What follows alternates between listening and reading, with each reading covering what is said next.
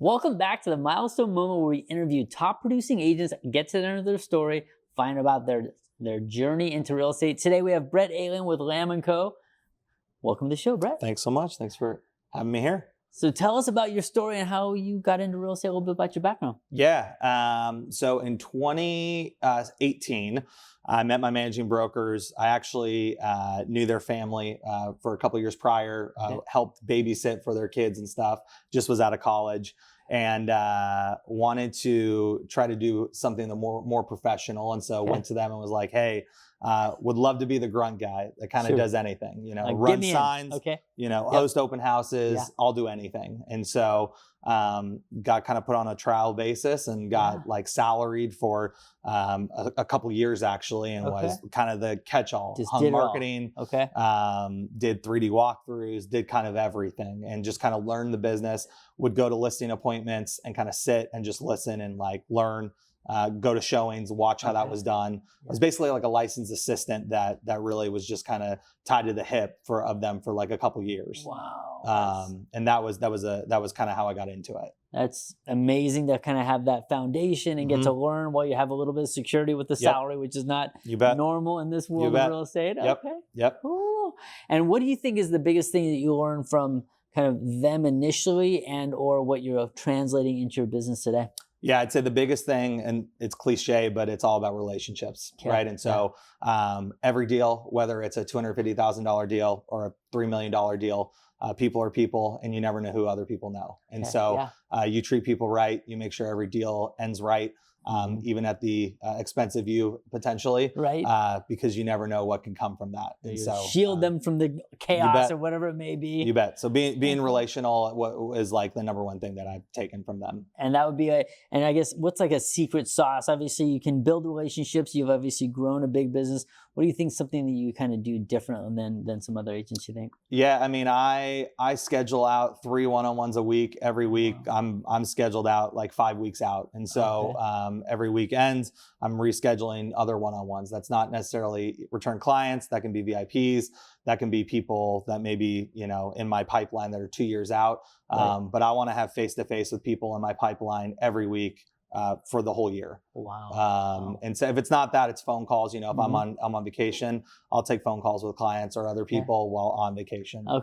So always trying to, as many touches as possible. So you have an understanding wife and you have a recent 7-month-old. So how do you manage? Is it just being super organized with your calendar or time management? Tell us about kind of how you organize all the things that you do. Yeah. Well, number one, the most important people in my life are my wife and my son. So every decision that I do, every business thing that I take has to have them first. And that doesn't mean I hang with them more than my clients, but everything is kind of based from there. So I time block. So certain days a week during certain times I'm doing calls for clients, or certain times throughout the week I'm meeting one-on-ones with people. And then I have kind of non-negotiable time. Sundays I really don't work. We go to church as a family. And right now is Seahawks Sunday. And so we do that. And so church and Seahawks, maybe the same. Church and Seahawks, sometimes it's the same time, but being intentional is what it's about. And so even though it's not always quantity, it's the quality of time I have with my family. And my wife, comes alongside. She's kind of like my, partner in crime that helps with, events and gifts and all that stuff. And she helps manage a lot of things for me. That is huge. So I love it. So we're towards the end of 2025, going into 2026. Is there anything that either you've added this year in your business that you're super excited about, or next year that you're planning to do that might be kind of a game changer for you? Yeah.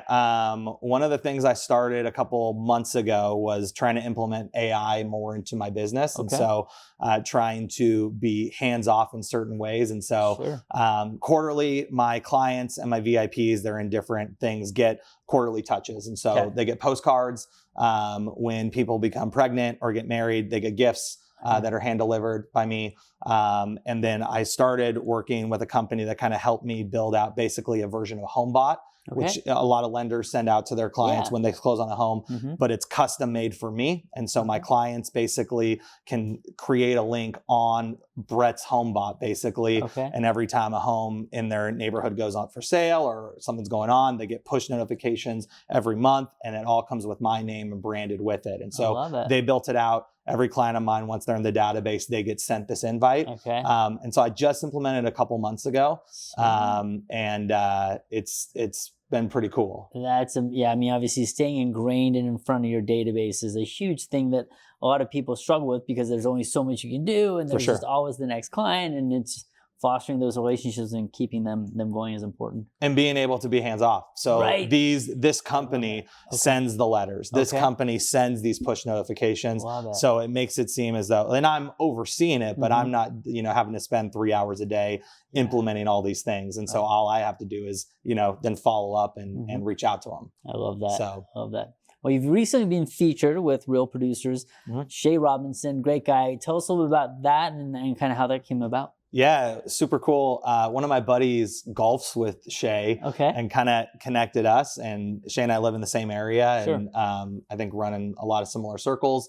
And it's been really cool. I got introduced to him in the summer. I've been going to events, and it's really awesome being a part of network and just a group of killer agents and killer professionals and what they do. And if you're not around people that are better than you, then you're not growing. And so, well, you've obviously earned your spot in that room, which is amazing to see kind of the growth of your business. I'm super impressed with respect of what you've done there. So the premise of this show, the milestone moment, when it all changed for you in real estate, some people have more than one moment maybe, but what would be your milestone moment, you think? Yeah, I mean, mine was COVID. So like I said, I was kind of the grunt boy for 2 years on a salary, and just trying to figure it out.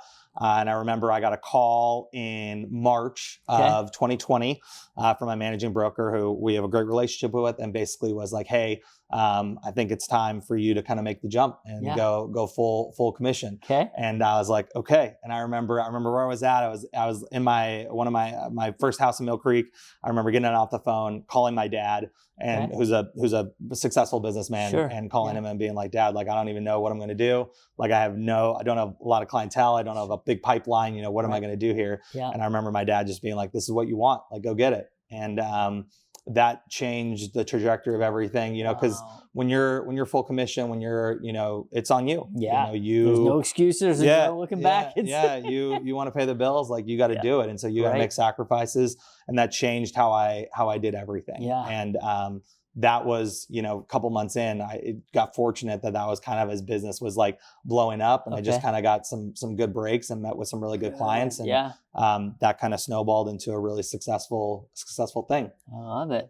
And now you're with Lamb & Co. Great office, great environment. Tell us a little bit about how that works for you and kind of a little bit about your company. Yeah, Lamb's awesome. My managing brokers, Leslie and Lindsay, awesome. They created the business about 20 years ago. HGTV show kind of picked them up about 7-8 years ago and kind of blew up the company as a whole. I kind of had joined the company right as that was starting, so that was fortunate for me. Cool. But they're, really family environment. Provide a lot of support for us agents. So, marketing people, transaction coordinator, a lot of people that are kind of help us do what we do best as agents, so that we don't have to worry about a lot of the back end, and it's a great environment. It's really positive, and they've been great mentors. And I'm a loyal person. Like, loyalty is big for me, and so I've been with them, like I said, ever since I started, and still with them. So I love that. I love that. Now, market next year with obviously interest rates changing and inventory, buyers, sellers, uncertainty. Anything that you can give advice on, calming the fears of the world out there as far as buyers and sellers? What are your thoughts? Yeah, I mean, it's hard, because we don't have a crystal ball, of course, but I think a lot of my sellers I've met with in the last couple months, we have chosen intentionally not to list in November and December because quite often, we see a massive slowdown, which we have. Last couple of years, that January, February, March pocket has been really hot. A lot of sellers have gotten to take advantage of, everyone says wait for the spring market. I've seen a lot of advantage to getting ahead of the spring market. And so a lot of my sellers last year did really well. And so a lot of them kind of queued up for that. Now, it's hard to know for sure what happens with the economy and stuff, but I think we'll have a good first quarter, and we'll see kind of from there where we go. I agree with you. Now, anything as far as the holiday stuff, any community events you guys are doing as a company, any Santa things, Yeah. Thanksgiving, anything you want to touch on? Yeah, so we do a Santa breakfast for like at our company for people in the community. Cool.